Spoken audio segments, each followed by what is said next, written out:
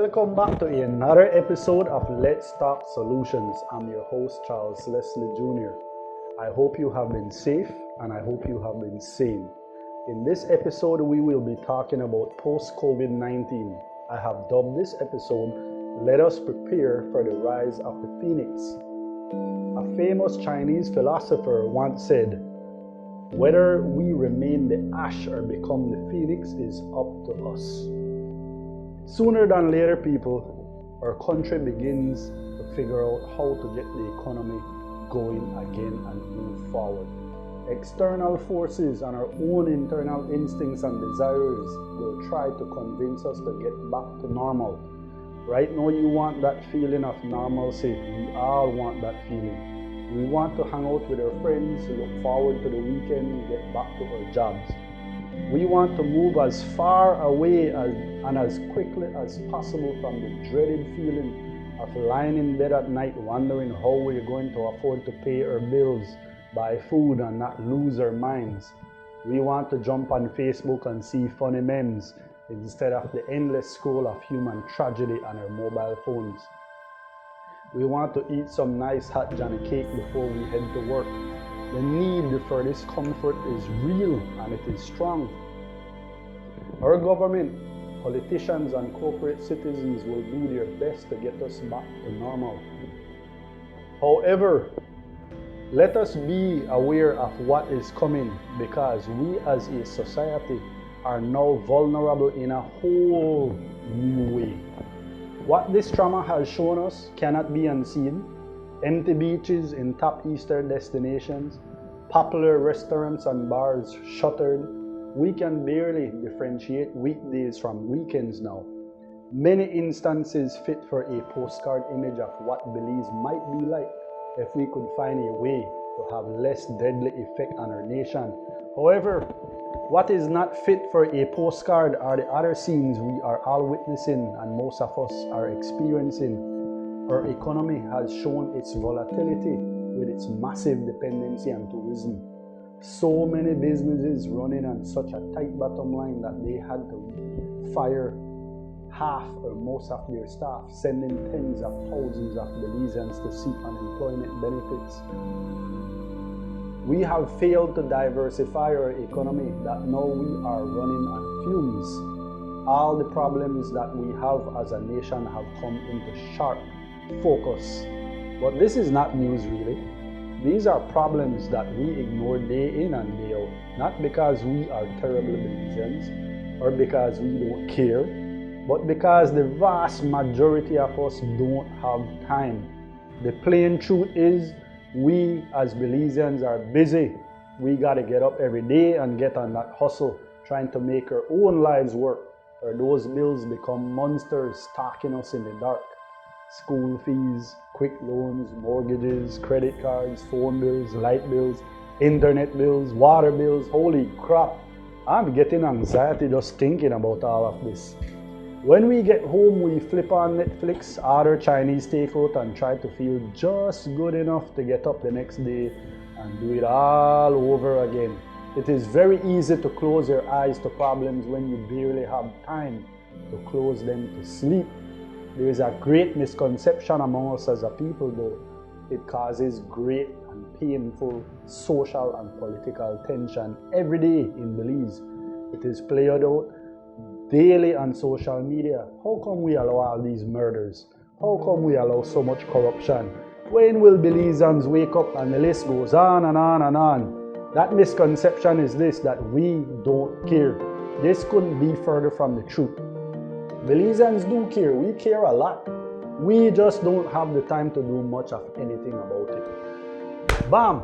COVID-19 came out of nowhere and kicked us off the hamster wheel. Full stop. You have that feeling like you stepped and fell flat on your face. What in God's name just happened? Please consider this. Something happened that we can't explain how incredible it is. This is a great gift we need to unwrap. No, not the subjects, not starving Belizeans, not the hundreds of Belizeans charged for not wearing masks, not the virus, but the great break. Belizeans say it all the time. I need a lead break, man.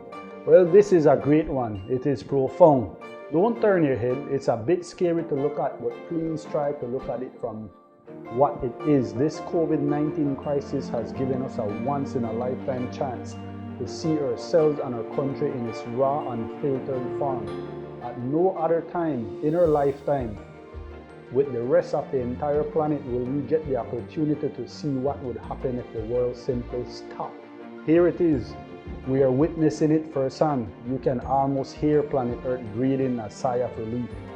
We are all grasping and trying to hold tight to our sanity, because this rarer than rare occasion has brought to light all of the beautiful and painful truths of how we are living, and it feels freaking weird, right? Because everything we are witnessing right now, we're getting from a great break. If we want to be a better people, if we want to create a better country for our kids, if we want to make sure we are truly sustainable and truly independent as a nation, as a democracy, we have to pay close attention to how we feel right now. I cannot speak for you. However, I imagine many of us are jumping back and forth between calmness, confusion, depression, hopelessness, and all other types of emotions. This is the perfect time for it to be easy to push us back to becoming normal again.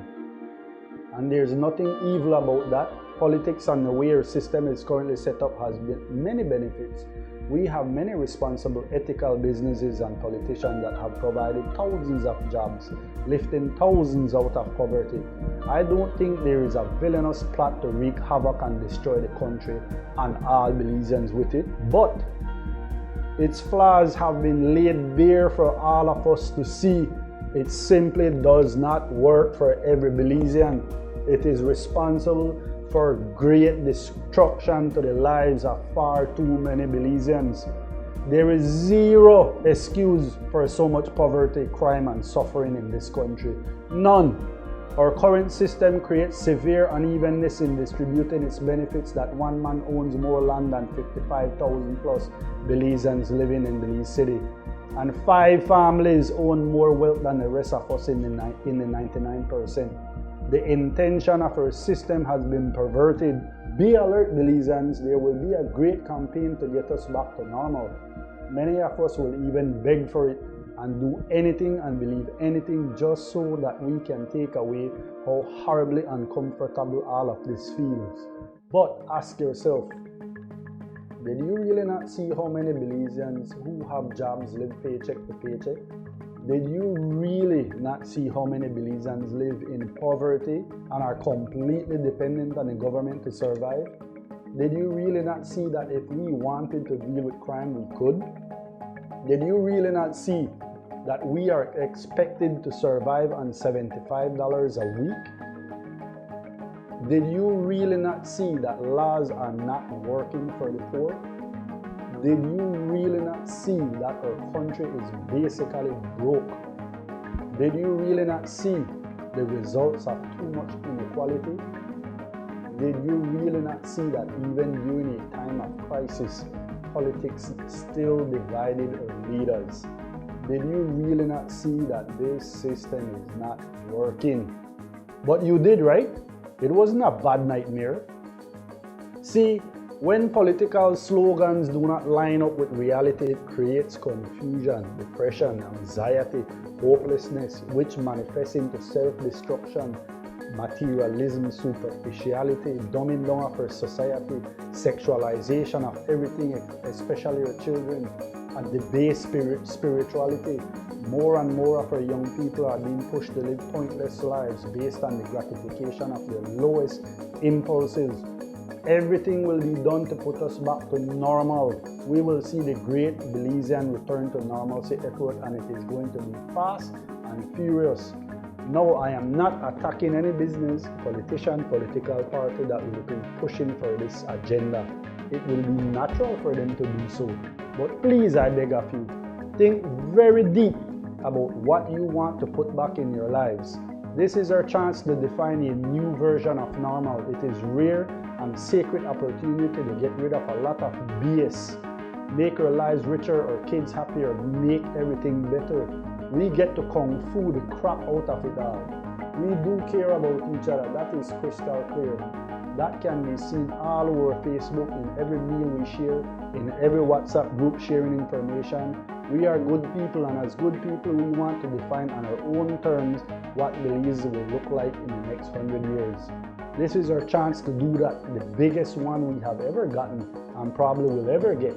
We can do that on a personal scale in our homes, how we choose to spend time with our family, what we watch and listen to, what we eat, what we spend our money on, where we spend our money.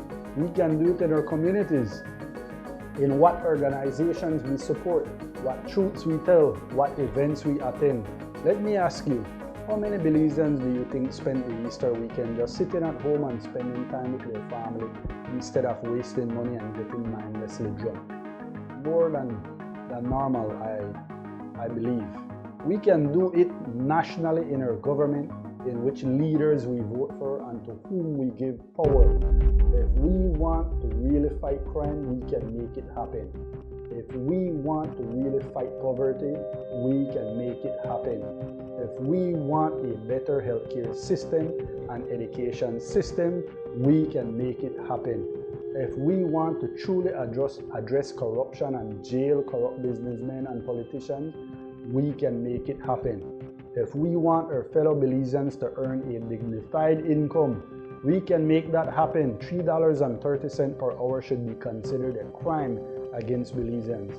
And hey, if we want to live a simpler life like back in the good old days, we can make that happen too. But only if we resist going back to the old normal.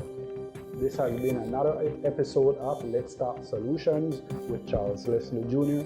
Have a blessed day, everyone.